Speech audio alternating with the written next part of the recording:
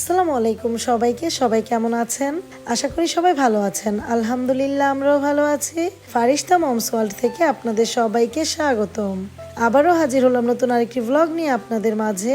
আশা করি ভ্লগটি ভালো লাগবে, আর ভালো লাগলে লাইক, কমেন্ট, সাবস্ক্রাইব করে পাশেই থাকবেন। আজকে আমি আপনাদের মাঝে আমড়ার আচারের রেসিপিটা শেয়ার করলাম। আমড়ার আচার বানানোর জন্য এখানে আমি 5 কেজি আমড়া নিয়েছি।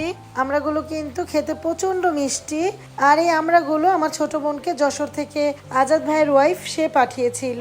আর আমি যেহেতু অনেক ভালো আচার দিতে পারি, এর জন্য আমার ছোট বোন আমার কাছেই নিয়ে এসেছে আমি যেন আচারটা দিয়ে দিই। ভালো করে আমড়াগুলো প্রথমে ধুয়ে নিয়েছিলাম, এরপর দুইজনে মিলেই ছিলেছি। খোসাগুলো ছাড়ানোর পর রোমানা সুন্দর করে আমড়াগুলো কেচে দিয়েছে। আর ওই আমড়াগুলো আবারও আমি ভালো করে 3-4 বার করে ধুয়ে নিয়ে বড় সাইজের একটা পাতিলের মধ্যে সেদ্ধ বসিয়ে দিয়েছি। আমি অনেকটা পানির মধ্যে আমড়াগুলো দিয়েছি যেন খুব সুন্দরভাবে এটা সিদ্ধ হয়ে যায়। আর আমড়াগুলোকে আমি পুরোপুরি সিদ্ধ করব না, 70% মতো সিদ্ধ করে নেব। বেশি করে সিদ্ধ করলে পরবর্তীতে আচার বানানোর সময় আমড়াগুলো কিন্তু পুরোপুরি গলে যাবে। আমড়াগুলো 70% সিদ্ধ হওয়ার পর আমি একটা পরিষ্কার খাঁচিতে ঢেলে দিয়েছি পানিগুলো ঝরানোর জন্য। যেহেতু আমার সিদ্ধ করতে করতে রাত হয়ে গেছে, তাই আমি সারা রাতে এভাবে ঝরিয়ে রেখেছিলাম। কয়েকদিন ধরে অনেক বৃষ্টি হচ্ছে, ওয়েদারটা এমনিতেই অনেক ঠান্ডা, এর জন্য আর সারা রাতে আমার আমড়াগুলো নষ্ট হবে না এটা ভেবে আমি সারা রাতে রেখে দিয়েছি। আর যদি প্রচন্ড গরমের মধ্যে সিদ্ধ করে সারা রাত ঝরিয়ে রেখে দেন, তাহলে আমড়ার মধ্যে একটা টকটক গন্ধ চলে আসবে। আপনারা আমড়াগুলো ঝরে যাওয়ার পর নর্মাল ফ্রিজে রেখে দিতে পারেন, তাহলে আমড়াগুলো ভালো থাকবে। অনেকেই আমড়াগুলো কাঁচা ভাবে দিয়ে দেয়, তবে আমি কিন্তু সবসময় আমড়াগুলো সিদ্ধ করে তারপরে এই আচার বানিয়েছি।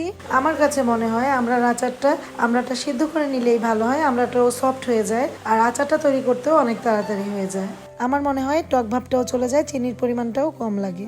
আমড়ার আচার তৈরি করতে যা কিছু লাগে সবকিছুই আমি রেডি করে নিয়েছি। 1/2 লিটার সরিষার তেল, বিট লবণ, 1 কেজি চিনি, খাবার লবণ, শুকনা মরিচ, 5 ফোড়ন, গরম মশলা গুঁড়া, আদা রসুন বাটা, তার সাথে 3টা আস্ত রসুনের কোয়া আমি ছিলে নিয়েছি। সিদ্ধ করে ঝরিয়ে রাখা আমড়াগুলোও নিয়ে নিয়েছি। ইন্ডিয়ান গুঁড়া বিট লবণটা আমি ইউজ করেছি। এই বিট লবণটা আমার কাছে বেশ ভালো মনে হয়েছে, তাই আপনাদেরকেও দেখিয়ে দিলাম। এটা 1/2 কেজির প্যাকেট, আর এই প্যাকেটের মূল্য নিয়েছে 80 টাকা। বড় সাইজের একটা কড়াই নিয়ে এর মধ্যে আমি 15টার মতো শুকনা মরিচ নিয়ে ভেজে নিয়েছি। তারপর 3 চা চামচ 5 ফোড়ন আমি ভেজে রাখবো। পুরোপুরি ঠান্ডা হওয়ার পর মোচমোচে অবস্থায় আমি শিলনোড়ায় বেটে নিয়েছি আধা ভাঙা করে। আমি সব ধরনের আচারে 5 ফোড়ন, শুকনা মরিচ এভাবে আধা ভাঙা করেই ব্যবহার করি, এভাবে ব্যবহার করতে আমার ভালো লাগে। আর আমি সবসময় শিলনোড়ায় বেটে নেই, ব্লেন্ডার করে না, ব্লেন্ডারে আমার মনে হয় একটু বেশি মিহি হয়ে যায়। এখন আমি ভয়েস দিচ্ছি, এখনো কিন্তু প্রচুর বৃষ্টি হচ্ছে, আর আমার বৃষ্টি কিন্তু অনেক পছন্দ। আমি ছোটবেলা থেকে বৃষ্টি খুব পছন্দ করি, বৃষ্টিতে ভিজতেও আমার ভালো লাগে, বৃষ্টিতে কাঁথা গা দিয়ে শুয়ে থাকতেও আমার আরো বেশি ভালো লাগে। বড় কড়াইটার মধ্যে আমি 1 পোয়া পরিমাণ তেল দিয়ে দিয়েছি, তার মধ্যে আমি 5-6টা শুকনা মরিচ দিয়ে দিয়েছি। ছিলে রাখা রসুনের কোয়াগুলোও দিয়ে দিলাম। এখন 1 চা চামচ 5 ফোড়ন দিয়ে ভালো করে ভেজে নেব। ভাজা হয়ে গেলে এর মধ্যে আমি 3 চা চামচ আদা রসুন বাটা দিয়ে দিলাম।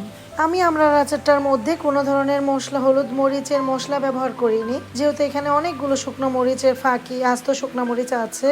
আর এই আচারটা ফারিস্তামনিও খাবে। গুঁড়া মশলাগুলো দিলে হয়তো আর একটু ঝাল বেশি হয়ে যাবে, তখন কিন্তু আমার মেয়ে আর খেতে পারবে না, এর জন্য আমি আর লাল মরিচের গুঁড়াটা দেইনি। আপনারা যারা আচারটা তৈরি করবেন তারা অবশ্যই লাল মরিচের গুঁড়াটা দিতে পারেন, তাহলে কিন্তু আচারের কালারটা আরো বেশি সুন্দর লাগবে আর খেতেও ঝাল হবে। আপনারা যারা ঝাল আচার পছন্দ করেন আপনাদের কাছে অনেক বেশি ভালো লাগবে। আমার আচারটা মোটামুটি ঝাল হয়েছে, তারপরেও কিন্তু অসাধারণ মজা হয়েছে। আমি যেহেতু আচারটা বানানোর পর ভয়েস দিয়েছি, অবশ্যই আমি আচারটা কিন্তু টেস্ট করেই ভয়েসটা দিয়েছি। যাই হোক, আদা রসুনটা একটু ভাজা ভাজা করে এর মধ্যে সিদ্ধ করে ঝরিয়ে রাখা আমড়াগুলো আমি দিয়ে দিলাম, আর ভালো করে নেড়ে চেড়ে 1 কেজি পরিমাণ চিনি পুরোটাই কিন্তু আমি দিয়ে দিয়েছি। যেহেতু 5 কেজি আমড়া, এখানে 1 কেজি তো লাগবেই। যারা মিষ্টিটা বেশি পছন্দ করেন তারা টেস্ট অনুযায়ী দিয়ে দিবেন। আমার কাছে 1 কেজি চিনি পারফেক্ট মনে হয়েছে। সবগুলো চিনি গলে ভালোই কিন্তু পানি উঠে গেছে, আর এই পানিগুলো কিন্তু সম্পূর্ণই আমি শুকিয়ে নেব। 1 চামচ পরিমাণ বিট লবণ দিয়ে দিলাম। বিট লবণটা দিলে আচারের টেস্টটা কিন্তু আরো বেড়ে যায়। আমার মনে হয় বিট লবণ না দিলে আমড়ার আচারটা খেতে একটু ভালো লাগবে না। তারপর আমি 1 চা চামচ পরিমাণ গরম মশলা গুঁড়া দিয়ে দিয়েছি, আর এরপরই আধা ভাঙা করে বেটে রাখা 5 ফোড়ন গুঁড়া আর শুকনা মরিচ গুঁড়া দিয়ে ভালো করে নেড়ে চেড়ে মিশিয়ে নিলাম। মেশানো হয়ে গেলে আমি আরো অনেকক্ষণ জাল করে নিয়েছি, যতক্ষণ না পর্যন্ত পানিগুলো না শুকিয়েছে। আর পানিটা যখন শুকিয়ে গেছে এরপর আমি চুলাটা বন্ধ করে রেখেছিলাম। কথা বলতে বলতে আমি আরেকটা কথা বলতে ভুলেই গেছি। আর এক পোয়া তেল কিন্তু আমি যখন বড় পাতিলটার মধ্যে কড়াই থেকে ঢেলে দিয়েছিলাম, তখন আমি তেলটা গরম করে এর মধ্যেই আমড়াগুলো ঢেলেছিলাম। আমি ভেবেছিলাম তেলটা গরম করে আচারের উপরে দিয়ে দেব। যখন দেখলাম আমার অন্য একটা পাতিল প্রয়োজন, এর জন্য ওই পাতিলটার মধ্যে আমি তেলটা গরম করে আচারগুলো ঢেলে দিয়েছি।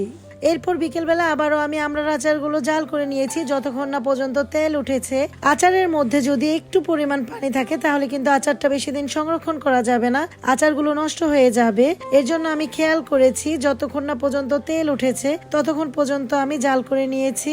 আর আপনারা যারা আচারটা তৈরি করবেন আপনারা খেয়াল করবেন আচারটা যেন ভালো করে ভাজা ভাজা হয়ে তেল উঠে যায়। চুলাটা অফ করে আচারটা পুরোপুরি ঠান্ডা করে নেব। ঠান্ডা হওয়ার পর আগে থেকে ধুয়ে রাখা বয়ামের ভেতরে আমি আচারগুলো চামচ দিয়ে বয়ামে ঢুকিয়ে রাখলাম। আর কাচের বয়ামে আচার রাখলে কিন্তু আচারগুলো দীর্ঘদিন ভালো থাকে আমার কাছে মনে হয়। এর জন্য কাচের বয়ামের আচারটা আমি নর্মাল ফ্রিজে রেখে দেব, অনায়াসে 1 বছর পর্যন্ত ভালো থাকবে।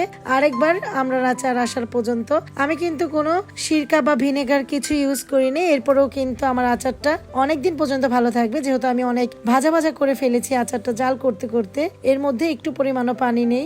আর আচারগুলো নর্মাল ফ্রিজে রাখলে কিন্তু এমনিতেও ভালো থাকে। আর প্রত্যেকটা মানুষই কিন্তু আমার আচার খেয়ে অনেক বেশি প্রশংসা করেছে। আমার আব্বু, ছোট বোন আর আমার শাশুড়ি, আমার জায়েরাও। আচারটা দেখতে যেমন লোভনীয় হয়েছে, খেতেও কিন্তু অসাধারণ মজা হয়েছে, জিভে যেন লেগে আছে, এত মজা হয়েছে আচারটা। ছোট বোন তো বলছিল আপু সবগুলো আচারই আমাকে দিয়ে দাও, আমার হাজবেন্ড অনেক বেশি পছন্দ করবে আচারটা। আর আমি তো বললাম নিয়ে যাও পুরোটাই, আমার কোনো সমস্যা নেই। বাইরে প্রচন্ড বৃষ্টি হচ্ছে, সাথে বিজলি চমকাচ্ছে। এই ঝিরিঝিরি শব্দটা যদি কারো কাছে খারাপ লেগে থাকে তাহলে অবশ্যই ক্ষমা সুন্দর দৃষ্টিতে দেখবেন। লোভনীয় আমড়ার আচারটা দেখাতে দেখাতে আজকের মতো ভিডিওটা এখানেই শেষ করলাম। আসসালামু আলাইকুম, আল্লাহ হাফিজ।